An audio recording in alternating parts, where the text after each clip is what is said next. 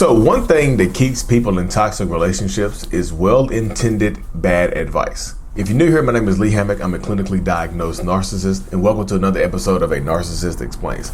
In today's episode, we're going to be talking about just that, how some people with good intentions can give you bad advice. Stay tuned, like and subscribe.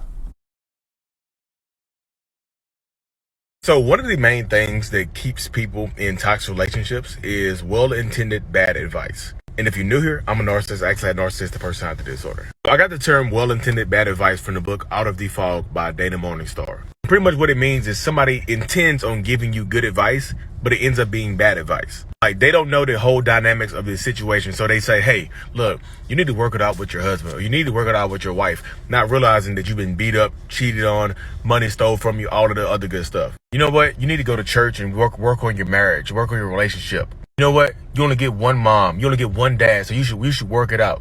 Not understanding what you actually been through with your mom or your dad or your family members or your job or whatever. It's well intended. They are looking to try to help you, but it ends up being bad advice because they don't understand the dynamics of the situation that you're in. A lot of people don't understand relationships with narcissists and toxic people, so they give you advice based on normal relationship standards.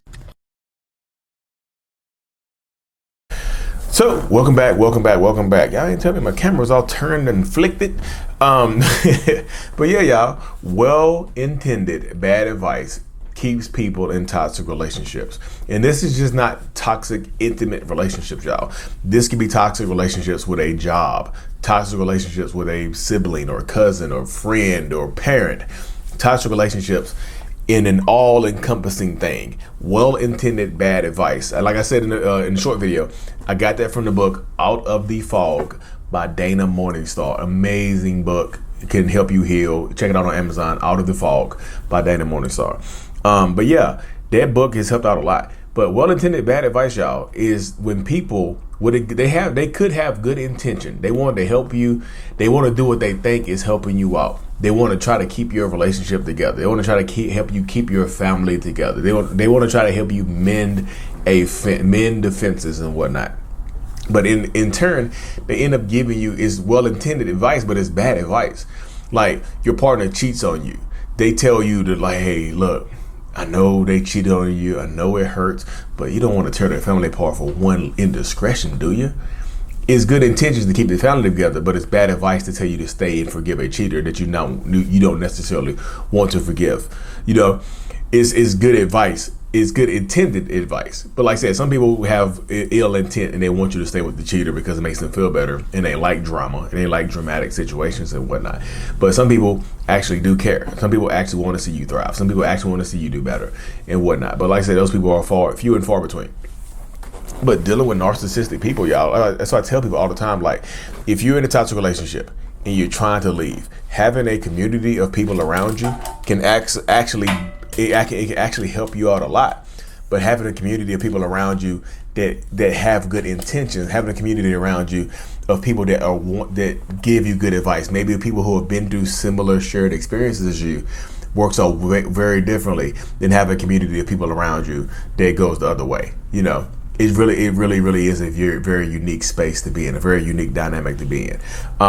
You need a community of people who know what they're talking about, not a community of people who are just like who want to keep the family together. Like, sometimes I know some people get super religious and, you know, they believe in the scripture of whatever religion that you're a part of, but sometimes, like, the church community can be toxic, y'all, to keep you in a toxic relationship. Hey, my partner cheated on me and I don't know what to do. I don't want to make God mad. And they'll just tell you to forgive that cheating person. My partner put their hands on me, and they'll give you a verse about sparing the rod or blah, blah, blah. I'm just telling you, some people might have a good intent, but it's bad advice. I have a shirt in my shop. I still wore that shirt for this video. It's called Impact Over Intent. When somebody gives you advice, this can help you deal with the well-intended bad advice that might influence your decision to stay in a toxic relationship. Ask yourself, what is the intent of this person? If this person intended, are they well-intended? Are they well-meaning? Or do they actually want to help me? Or are they actually trying to hinder me? Because sometimes well-intended bad advice can come from a flying monkey or a blind supporter or a supporter of the narcissistic person. So ask yourself, what is the intent behind this advice right here? Or is this person genuinely trying to help me, or are they trying to hinder me? Is this person genuinely trying to help me be here? Ask yourself what the intent of the advice is, right? Then ask yourself, what is the impact going to be? Because impact is more important than intent. The intent could be to keep you in a relationship, to keep your family together, but the impact is you stay in an abusive ass situation where you are perpetually unhappy with yourself, with your surroundings, with other people. Impact over intent. That's available in the self-love shop. Check the link in the description. The impact is more important. Intent can matter. It can matter. But the impact is more important. They intend to tell you, hey, I don't think you need to get the police involved. But the impact, because of not getting the police involved, costs you your life. So they had good intentions to keep the law in the situations, maybe had good intent, but the impact was somebody losing their life because the law didn't get involved. You see what I'm saying? Impact over intent. Ask yourself, what is this person's intention for me in this situation right here? Because I'm just telling you, at the end of the day, that's the type of stuff that can help you heal and help you grow right there. Because a lot of narcissistic, toxic people are not really interested in healing and seeing you grow and whatnot. They don't want to see that, y'all. So they want to keep you there. And sometimes they will reach out to the people in your inner circle to help, to kind of, push them to give you that bad advice. Hey, can you please tell your sister to give me another chance? Hey, can you call your brother and let him know that I miss him and I love him so much? You see what I'm saying? Sometimes they don't even mean that. Like I said, they have good intention.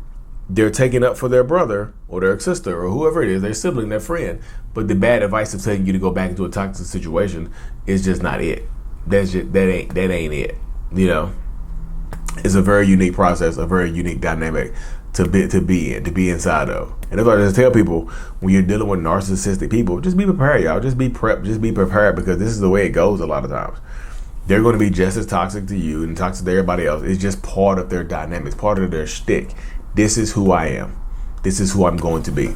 And then at the end of the day, they don't care, y'all. At the end of the day, as long as the narcissist is getting their needs met, they typically don't care how it is affecting everybody else. As long as my needs are being met, why do I care how it's affecting anybody else? Why do I care? But most people care. Yeah, most non-narcissistic people might care. Some non-narcissistic people might care.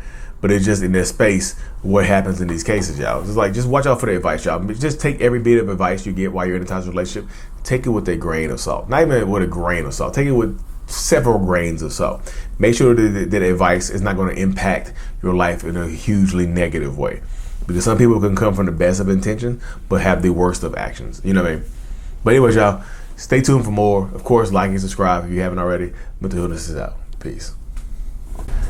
Thank you so much for making it to the end of my video, y'all. I am truly eternally grateful for every single one of y'all that support the channel in any way, shape, or form. If you haven't already, make sure that you subscribe to the channel so that we can reach more people, to help more people. The self-love brand is available. I'm strong. I love me. It's a self-love brand. The self-love journal is available on Amazon as well to help you rebuild that self-love and identity, during the toxic relationship. Also, look into joining the channel memberships to get more behind the scenes perks and things like that, y'all. Thank you so much for your support.